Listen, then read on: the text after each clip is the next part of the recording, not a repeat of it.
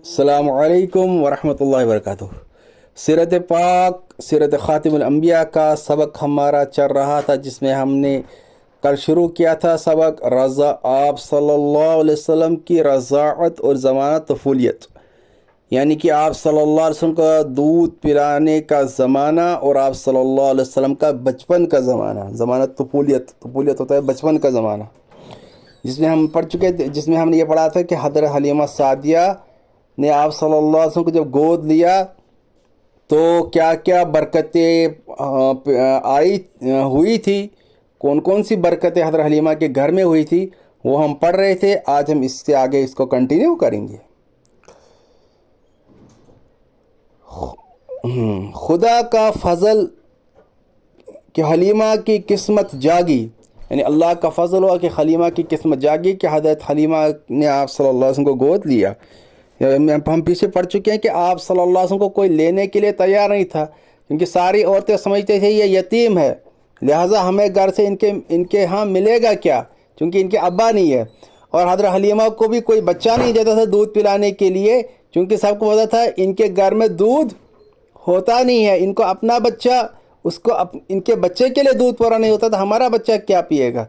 तो लिहाजा उनको भी कोई बच्चा देने के लिए तैयार नहीं होता था, और ऊपर से आप सल्लल्लाहु अलैहि वसल्लम को लेने के लिए भी कोई औरत तैयार नहीं होती थी। तो ये अल्लाह की करम था कि हज़रत हलीमा के किस्मत जागी, अल्लाह ने हज़रत हलीमा के किस्मत में रखा था, ये अल्लाह का करम था। और सरवर कायनात सल्लल्लाहु अलैहि वसल्लम इनकी आगोश में आ गए, यानी हज़रत हलीमा की आगोश में आ गई।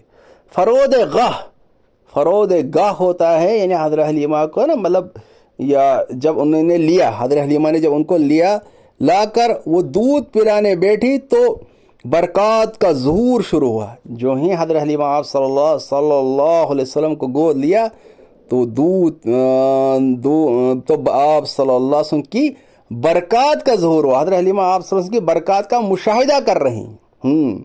और सल्लल्लाहु अलैहि वसल्लम पूरा कहना चाहिए, सल्लल्लाहु मतलब शॉर्ट में नहीं, इसको जल्दी नहीं करना चाहिए, आराम से सल्लल्लाहु अलैहि वसल्लम, जल्दी नहीं कहना चाहिए, आराम से, ताकि अल्फाज पूरे अच्छे से अदा हो जाएं सल्लल्लाहु अलैहि वसल्लम के अल्फाज।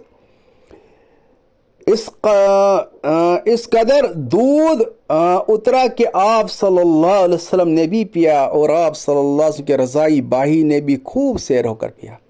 आप सल्लल्लाहु अलैहि वसल्लम ने भी दूध पिया और आप सल्लल्लाहु अलैहि वसल्लम का रज़ाई बाही यानी हज़रत हलीमा का बेटा, ये उन्होंने भी खूब सैर होकर पिया और आराम से सो गए, आराम से जो है रात गुजारी।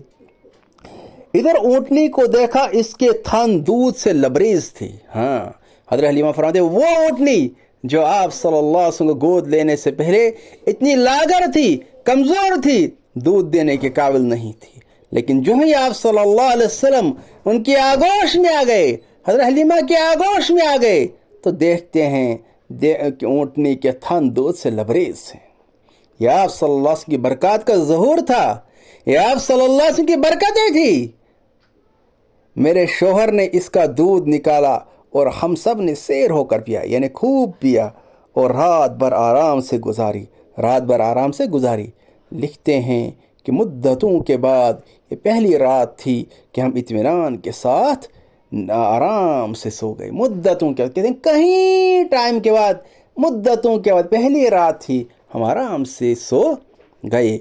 इससे पहले क्यों नहीं? क्योंकि दूध की कमी की वजह से हमारा बच्चा कहीं कहीं रातें फाका सोता था। अब तो मेरा शोहर भी कहने लगा, हज़रत हलीमा फरमाती कि अब तो मेरा शोहर भी कहने लगा, हलीमा तुम तो बड़ा मुबारक बच्चा ले आए हो। क्या क्या तुम तो बड़ा मुबारक बच्चा लाई हो? मैंने कहा मुझे भी यही तवक्का है। हज़रत हलीमा फरमाती मैंने अपने शोहर से कहा मुझे भी यही लगता है, मुझे भी यही तवक्का है, तो बड़ा मुबारक बच्चा है कि ये निहायत मुबारक लड़का है। इसके बाद हम मक्का रवाना हुए, इसके बाद हम मक्का से रवाना हुए, यानी मक्का से, यानी ताइफ से आए थे ना हलीमा, तब मक्का से ताइफ रवाना हुई, और मैंने आप सल्लल्लाहु अलैहि वसल्लम को गोद लेकर इसी दराज़े गोश पर सवार हुए। यानी जिस ऊँटनी पर आए थे ना, जो पहले कमज़ोर थी, इतनी कमज़ोर जो हज़रत हलीमा के साथ जो बाकी औरतें आई थी वो इतनी तंग आ चुकी थी कि वो कह रहे थे हज़रत हलीमा आपका सफ़र कब तय होगा, या आपकी ऊँटनी चलने के काबिल नहीं है। मुश्किल से सफ़र तय हुआ था, मुश्किल से, لیکن جب آپ صلی اللہ علیہ وسلم کو گود لیا، وہی سواری جو پہلے چلنے کے قابل نہیں تھی، جو بہت کمزور تھی، آرام سے جو چل رہی تھی، لیکن جب آپ صلی اللہ علیہ وسلم ان کے آغوش میں آ گئے، حضرت حلیمہ کی گود میں آ گئی۔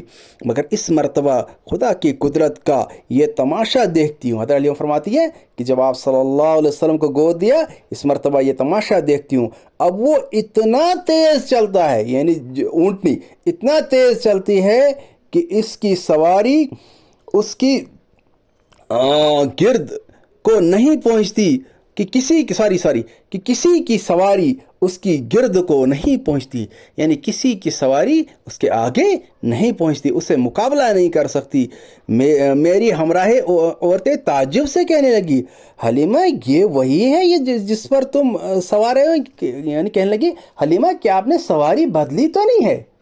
تعجب ہو گیا ان کو، چونکہ جب آئے تھے تب تو سواری جو تھی اونٹنی لاغر تھی، کمزور تھی، ہمراہی بھی تنگ آ چکی تھی کہ سفر کب طے ہوگا، کیونکہ بہت آرام سے چل رہی ہے، سفر مشکل تھا۔ لیکن جب آپ صلی اللہ علیہ وسلم گودیا تو وہ اتنی تیز چلنے لگی، تو ہمراہی جو ان کے ساتھ عورتیں تھیں باقی، وہ حیران ہو گئی، کہا تعجب سے کہنے لگا، کہا حلیمہ تم نے سواری تو نہیں بدلی؟ تو یہ سواری وہی ہے کہ سواری بدلی تو نہیں؟ حضرت حلیمہ نے کہا نہیں، سواری تو نہیں بدلی ہے، البتہ سوار ضرور بدلا ہے۔ الغرض راستہ منقطع ہوا، یعنی راستہ یہ طے ہو گیا، اور ہم گھر پہنچے، وہاں سخت قحط پڑا ہوا۔ اتفاقاً جب حضرت حلیمہ کے ہم گھر پہنچے، وہاں قحط پڑا ہوا تھا، قحط سالی، خشک سالی، آج کل خشک سالی ہے، آج کل یہاں ہمارے یہاں بارش نہیں پڑ رہی ہے، ہماری گناہوں کی وجہ سے ہے۔ ابھی میرا یہ موضوع نہیں ہے، تو اس لیے توبہ کرنے کی ضرورت ہے، کیونکہ اگر میں اس موضوع پہ جاؤں گا تو بات کہیں اور چلی جائے گی، اس لیے اپنے موضوع پہ ہی آتے ہیں۔ تمام دودھ کے جانور دودھ سے خالی تھے، چونکہ خشک سالی تھی، گھاس نہیں اگتا تھا، تو یہ سارے دودھ کے جانور یہ جو ہے دودھ سے خالی ہوتے تھے، لیکن میرے گھر میں داخل ہونا ہی تھا اور میری بکریاں دودھ سے بھرنا۔ اب روزانہ میری بکریاں دودھ سے بھری ہوئی آتی ہیں۔ حضرت حلیمہ نے فرمایا جو ہی آپ صلی اللہ علیہ وسلم میری گھر پہنچے تو میری بکریاں دودھ دینا شروع کی، اور ہر دن میری بکریوں کے تھن دودھ سے لبریز ہوتے تھے، اور کسی کو اپنے جانوروں میں ایک قطرہ دودھ نہیں ملتا، یعنی جو باقی لوگ ہوتے تھے، باقی لوگوں کی بکریاں ان کے اندر دودھ نہیں ہوتا تھا، ان کے تھن دودھ سے خالی ہوتے تھے، لیکن حضرت حلیمہ کی بکری کے تھن دودھ سے لبریز ہوتی تھی۔ میرے قوم کے لوگوں نے اپنے چرواہوں سے کہا، تم بھی اپنے جانوروں کو اسی جگہ پر چرانے لے جاتے ہو جہاں حضرت حلیمہ کی بکریاں چرتی ہیں۔ بعد جو ہے حضرت حلیمہ فرماتی ہے ہمارے محلے میں جو باقی عورتیں تھیں وہ چرواہوں سے کہتی ہیں، جو نا بکریاں چران لیتی تھی، وہ ان سے کہتی ہیں کہ عورتیں نا ان چرواہوں سے کہ تم بھی اپنی بکریوں کو وہیں چراتے ہو جہاں حلیمہ کی بکریاں چرتی ہے، زمین وہی ہے، گھاس وہی ہے، لیکن وجہ کیا ہے؟ حضرت حلیمہ کی بکریاں دودھ سے لبریز ہو کر آتی ہیں اور ہماری بکریاں دودھ سے خالی ہو کر آتی ہیں۔ مگر وہاں تو چرواہ اور جنگل کی خصوصیت نہ تھی، کہتے ہیں چرواہ اور جنگل کی خصوصیت نہیں تھی، زمین اور گھاس کی خصوصیت نہیں تھی، بلکہ یہ کسی اور ہی کی لال کی خاطر منظور تھی، یعنی یہ حضور صلی اللہ علیہ وسلم کی برکتوں کی وجہ سے تھی، یہ ان کی برکتوں کا ظہور تھا کہ اس کو وہ لوگ کہاں سے لاتے۔ ہاں چنانچہ وہ لوگ کہاں سے لاتے؟ باقی آپ صلی اللہ علیہ وسلم، ہمارے نبی صلی اللہ علیہ وسلم تو حضرت حلیمہ کے گھر میں تھے، تو برکتیں تو انہی کے گھر میں ہونی تھی نا، تو وہ باقی لوگ کہاں سے وہ برکتیں لاتے؟ چنانچہ ایک ہی جگہ چرنے کے بعد بھی ان کے جانور دودھ سے خالی آتے ہیں، یعنی اوروں کے جانور دودھ سے خالی آتے ہیں اور میری بکریاں دودھ سے بھری ہوئی آتی ہیں۔ اسی طرح ہم برابر آپ صلی اللہ علیہ وسلم کی برکات کا مشاہدہ کرتے رہے، یہاں تک کہ 2 سال مکمل ہو گئے۔ آپ صلی اللہ علیہ وسلم نے 2 سال دودھ پیا۔ جب 2 سال مکمل ہو گئے، پورے ہو گئے، اور میں نے آپ صلی اللہ علیہ